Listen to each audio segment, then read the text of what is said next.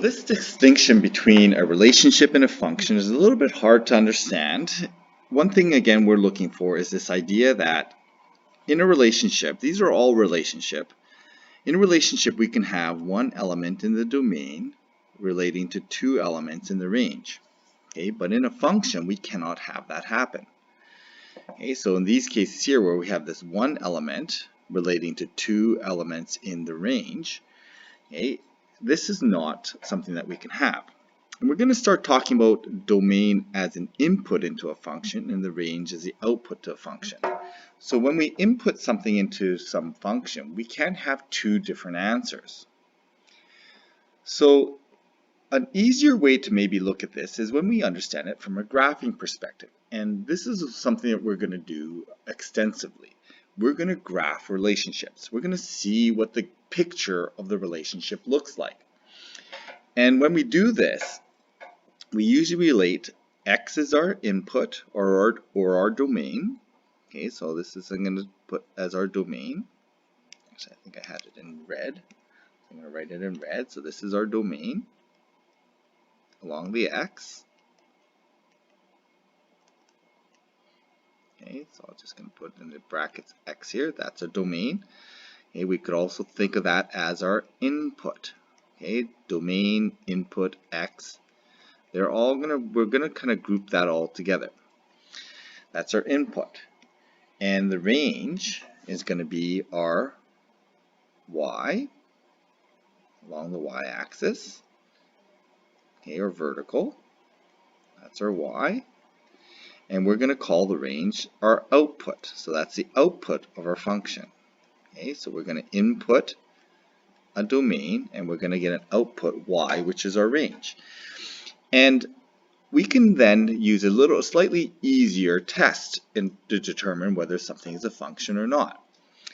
So if I have an input and I get two different outputs for one input, that's not a function. Okay, so that's what it looks like this in our arrow diagram. One input, two outputs. In a graph, when we have one input here, so along the blue line is our input, and we have two different outputs, one here and one here, it fails something called the vertical line test.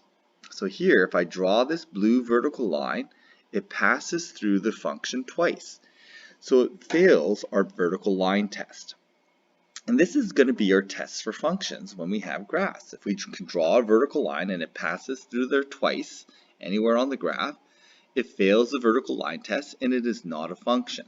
So for the first one here, y squared equals x, that's what it's going to look like when I graph it. And I encourage you to graph these on Desmos. This is not a function. Okay, because it does not pass the vertical line test. Okay, this function is x squared over 16 plus y squared over 9 equals 1 is a relationship in an equation. This is related because they're together in an equation. And if I draw this, I get this ellipse from that equation. Okay, again, you can graph that in Desmos and you can see that that's what's going to graph you.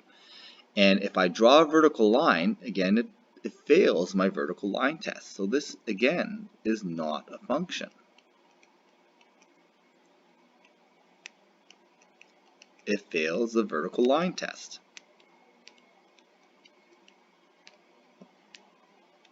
Okay.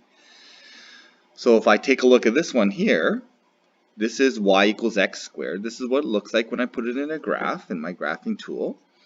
And I can draw a vertical line anywhere along this graph, and it only crosses the graph once. Okay, so this one does pass the vertical line test. So this one must be a function. So when I put one input into x, I only get one y. There's only one y that I can get from each x. So this then is a function. Okay, it passes the vertical line test. Here, this is also a function, square root. In order to make it a function, we don't have a plus minus. Okay, so we only want the top half of the parabola. And if we get the top half here, and we draw a vertical line, we get only one place where it crosses. So this is also a function. Okay, now it's important to kind of note that y squared equals x and y equals square root x actually kind of are almost the same relationship.